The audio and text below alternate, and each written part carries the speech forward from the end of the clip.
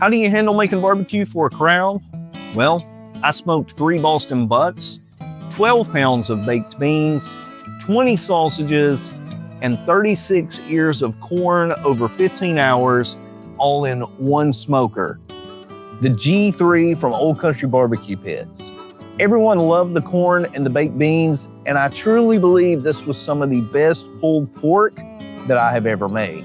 So stick around and I'll share with you how to plan for the number of guests you have coming. I'll share my big cook with you and where it almost fell apart.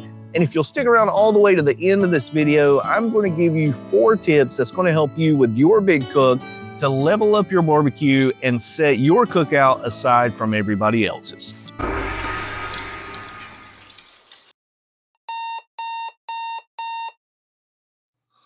Everyone was coming over at 5 p.m. So working backwards through my plan, I started the fire at 2 a.m., which looking back was really pushing it.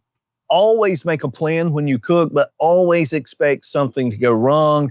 And a little later in the video, I'll show you where things went sideways for me. I added a couple of cherry splits, and while I was waiting on the pit to come up to temp, I got comfortable. It was 68 degrees this night, and this is my happy place. I had prepped the pork butts about 12 hours earlier with a light trim, seasoned them with salt and pepper, and all of the pork butts that I'll be smoking weigh 9.5 to 10.5 pounds. When planning for a crowd, you always want to plan off of the max number of guests that may be there. And you also need to know if you're planning on having other meats and how many sides you're going to have.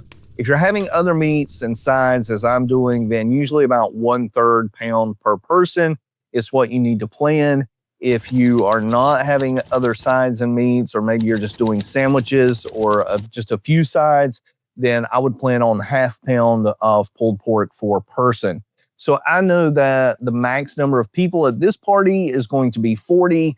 And when you do the math on that, it comes out to 13.3 pounds of pulled pork that we need so that each person has 1/3 pound of barbecue. Also remember that these pork butts are about 10 pounds each. That's 30 pounds of raw pork, but we are going to lose about 40% of that during the cook due to fat render and the bone. So that leaves us with 18 pounds. You take this 13.3, I always round to the next highest number. I need 14 pounds. I should easily have 18 pounds, which is more than what I need, but I already had these pork butts in the freezer. And so this is what I'm going to use. I always think it's better to have a little extra, a little left over than not have enough.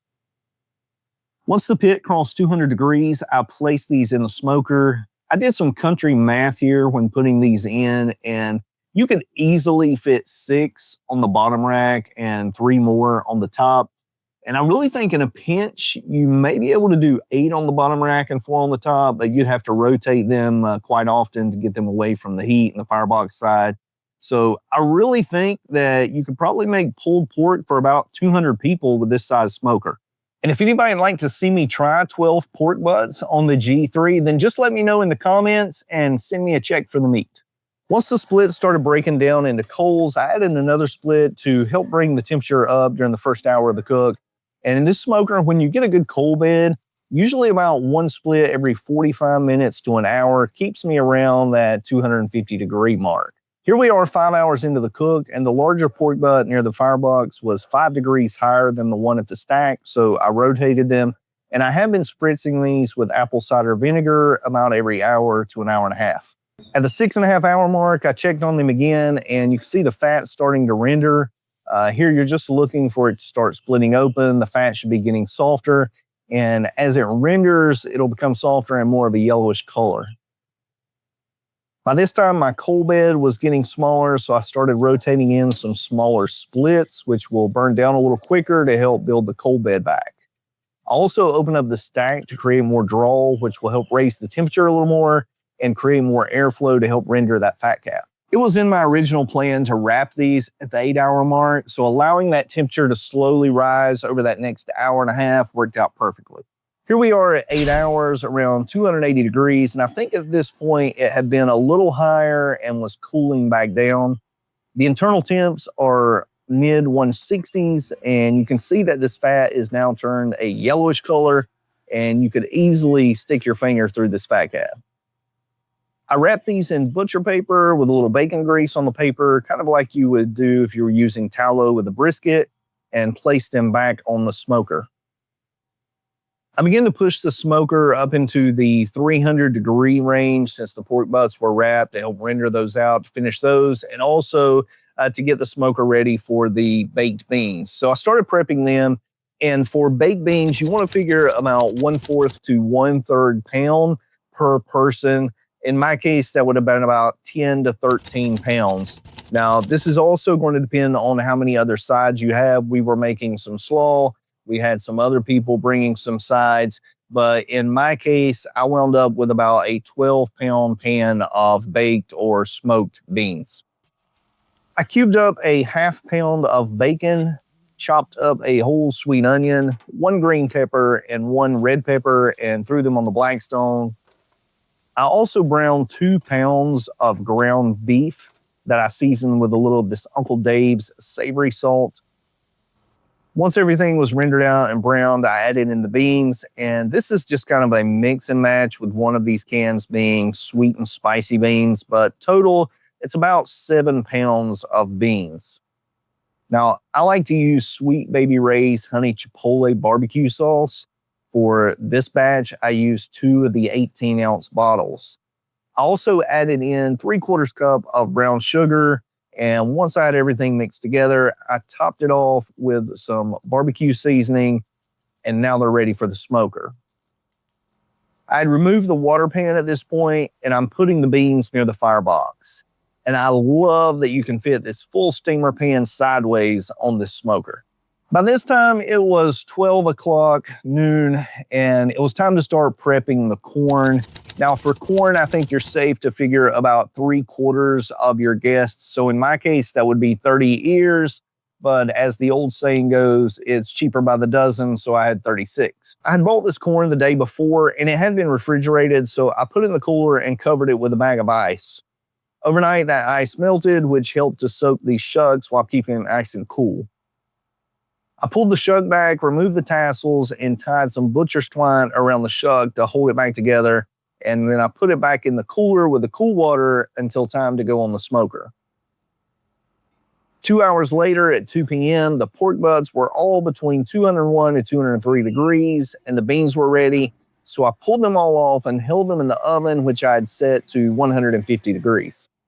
So according to my plan I made the day before, at 2:30, I was going to start loading the corn. It is now 2:30, but here is where things began to go a little sideways for me. I had let the smoker cool back down to around 275 degrees, which is where I wanted it for the corn, but it was open for a really long time while I was adding the corn, and there was a lot of moisture and very cold water in this corn, which pulled down the smoker temperature also. And it had been a while since I had added a split. But as soon as I got the corn loaded, we went out in the yard to finish getting everything set up. And when I came back up on the deck, it was around 3 p.m. and I realized my smoker was down to about 220 degrees, not at 275 where I wanted it to be.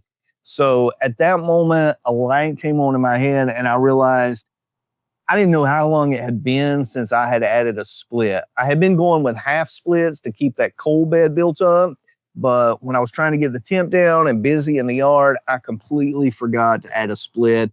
My coal bed was almost gone, so I opened the door, threw in a couple of chunks and another small split, trying to get these to take off. I left the door open for about 15 minutes because I didn't want to bathe that corn in dirty smoke while the firebox door is open so it gets oxygen.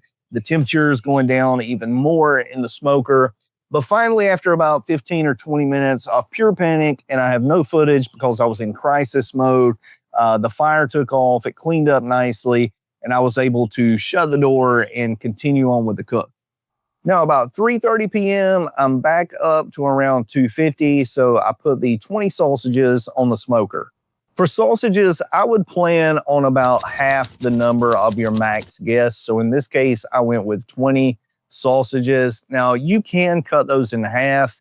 I just do not like to do that. I feel like it lets all the juices out and it just kind of hurts the integrity of the sausage. At 3:45, I started pulling the pork butts, and I really believe that this was some of the best pulled pork that I have ever made. The fat cap rendered well. The smoke flavor was on point. The fat throughout had rendered. They were juicy, tender, and downright delicious. We had also found out by this time that some people were not coming. It was July the 4th weekend, and that's expected. People are busy. So I decided to only pull 2 of these pork butts, and I had the third one on reserve if needed, and if not, I had an idea for it. It's now 4:40, and the sausages are temping at 165, so I pulled them and moved the corn around to try to get it finished. And I got to admit, I was getting really nervous about this corn. I smoked corn in here a few times before, and it takes about an hour and a half, an hour and 45 minutes if you stay at 275. But losing that fire and then having the lid open to put in the sausages, open it to take off the sausages, I was worried about the corn, so I opened it a few more times just to check the temperature. And you know the old saying, if you're looking, you ain't cooking. And I was really just hurting myself. And by now it is 5 o'clock. Everything is on the table except for the corn. Now, corn should temp somewhere between 150 and 170. And most of these were right around 150. So I went ahead and pulled them off. And just like that, 15 hours later, everything's on the table. We're ready to eat and just hang out and have a good time with some family and friends. At the beginning of this video, I told you that I would give you 4 tips to help you level up your next cookout, your barbecue, to make it stand out among all of the rest of the barbecues you're going to this summer. So the first thing that I would give you, the first tip would be always make a plan. You know the max number of people that's coming, the max amount of time that it takes to smoke any item, and then also look at the items that you're going to make and know which ones hold well and which ones do not. What can you make in advance? Like the pork butts, if I needed to hold those in the oven for 10 to 12 hours, I can do that and they're going to be just as good, if not even better. So know what holds and what doesn't. The second thing I can tell you, you've made your plan, but build extra time into that plan. My plan was to have everything off of the smoker by 4:30, 4:45 at the latest. It was 5 o'clock when I was pulling the corn and it was barely done. It was 4:40 when I was getting the sausages off. So make sure you leave yourself a little grace period, a little extra time. It's better to have to hold something for an extra 30 minutes, maybe even an hour. For me it is, than to have everybody there waiting for something to come off the grill 30 minutes late. The third thing, make some sides. Look, I know the barbecue is the star of the show. The meats, the ribs, the pork, the brisket, the chicken, whatever it is, that's the star of the show. But it's the sides that round out the meal. And so make sure that you are making some sides. And I actually got more compliments on the corn on the cob and the baked beans than I did on the pulled pork. So make some sides. And then the fourth thing that I would tell you, the great tip I can give you, is something that I did not do for many, many years, and that is make your own barbecue sauce. So I've been making a vinegar sauce for a pretty long time, but everybody doesn't like vinegar sauce. There's a few oddballs here in North Carolina that prefer like a Memphis or a KC style. So I actually started trying to make a KC style barbecue sauce. This time at this cookout, I had vinegar based, I had a KC style, and I had a mustard based barbecue sauce. And many times it's the barbecue sauce that sets your barbecue apart from somebody else's. Because think about it, anybody could replicate the cook. Anybody can cook on an offset with cherry wood, with just salt and pepper on those pork butts, cook the same temp, same amount of time, and mine's gonna taste just like yours. And you need something to set your barbecue apart, and sometimes the sauce is the ticket. So there you go, guys and gals. That is my 4 tips. This was my big cook. I appreciate you hanging out with me here on the Peppercoat deck so much. If you're still here and you haven't liked, then give a thumbs up. It really helps. If you hadn't subscribed to the channel, then think about subscribing to the channel. And I'll see you here next time on Peppercoat BBQ.